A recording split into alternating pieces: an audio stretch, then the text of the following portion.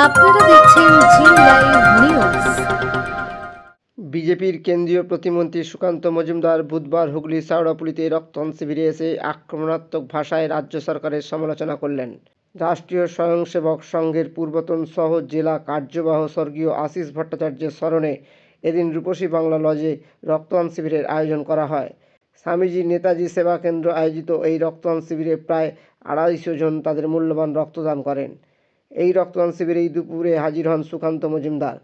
রাজ্য সরকারের পাশাপাশি এদিন তিনি উত্তরপাড়ার বিধায়ক কাঞ্চন মল্লিকের মেয়ে হওয়ার জন্য বিধানসভায় 6 লক্ষ টাকার বিল জমা নিয়েও কটাক্ষ করেছেন।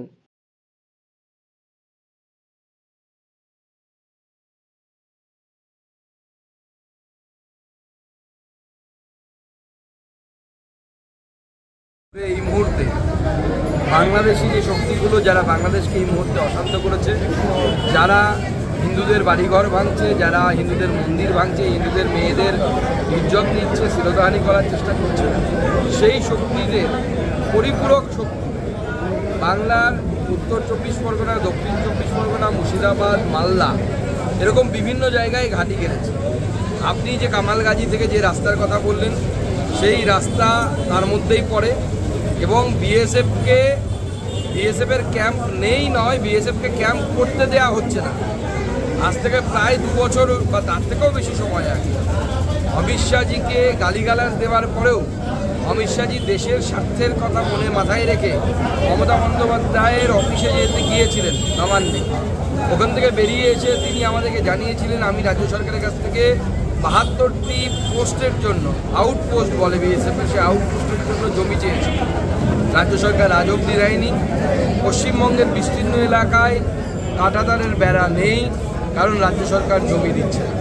তৃণমূল কংগ্রেস ইচ্ছে করে এমন পরিবেশ নির্মাণ করছে যার মধ্য দিয়ে বাংলায় ইনফিল্ট্রেশন বা অনুপ্রবেশ বাড়ে এবং ক্রমাগত চলতে থাকে এবং তার সাথে সাথে বাংলার ডেমোগ্রাফি অর্থাৎ জনবিন্যাস পরিবর্তন হয় এবং বাংলাকে পশ্চিম বাংলাদেশে রূপান্তরিত করা যায়, সেই চেষ্টা তৃণমূল কংগ্রেসের তরফ থেকে হচ্ছে।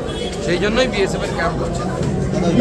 যে রোহিঙ্গাদেরকে বাংলাদেশের একসময় স্থান দিয়েছে, যদিও রোহিঙ্গারা তাকে ট্রানজিট রুট হিসেবে ব্যবহার করেছিল, পরবর্তী সময় যারা পশ্চিমবঙ্গে এসে মমতা বন্দ্যোপাধ্যায় এই রোহিঙ্গাদেরকে সল্টলেক সহ বিভিন্ন জায়গায়, আপনি দক্ষিণ 24 পরগনার বিভিন্ন জায়গায় গিয়ে দেখতে পারবেন, শেখ শাহজাহান থেকে শুরু করে শওকত মোল্লা, এরা প্রত্যেকেই নিজেদের ধর্মের টানে রোহিঙ্গাদেরকে বসিয়েছেন পশ্চিমবঙ্গের মাটিতে।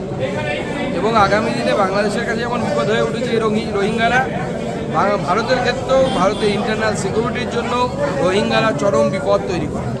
জঙ্গিদের জন্য একটা অভয়ারণ্যে পরিণত হয়েছে। ভারত বিরোধী কার্যকলাপ যারা করতে চায়, তারা বাংলাদেশ থেকে ঢুকে মমতা বন্দ্যোপাধ্যায়ের দৌলতে তারা এই কাজ করছে। মমতা বন্দ্যোপাধ্যায় তাদেরকে পুলিশ প্রশাসন দিয়ে ইনডাইরেক্টলি প্রোটেকশন দিচ্ছে।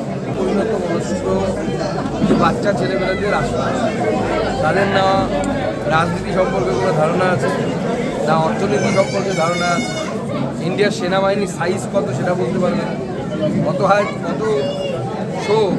হাজার ট্যাঙ্ক আছে ইন্ডিয়া সেটা জানে না, তার কতগুলো এয়ারফোর্সের বিমান আছে ভারতবর্ষে সেটা জানে না, এয়ারক্রাফট ক্যারিয়ার কতগুলো আছে জানে না, নামই করে নিয়ে তারা ওর অতি উৎসাহ হয়ে বলছে দম থাকলে আসুক, লুঙ্গি গিট পাততে হবে না, লুঙ্গি গিটটা শক্ত করে বেঁধে আসুক, লুঙ্গি প্যারাশুট করে পাঠিয়ে দেবে। মুখ্যমন্ত্রী 100% দায়ী এবং তিনি জেনে শুনেই করছেন।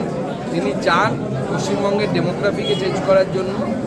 ইরাদ হাকিম সাহেব যেটা ফস করে মুখ ফসকে বলে ফেলেছেন, ওনার একটাই লক্ষ্য, সেটা হচ্ছে যে যেন তেন প্রকারেণ পশ্চিমবঙ্গে ইরাদ হাকিমের যে লক্ষ্য 50%-এর বেশি মুসলিম জনসংখ্যা, সেইটা করার চেষ্টা করছে।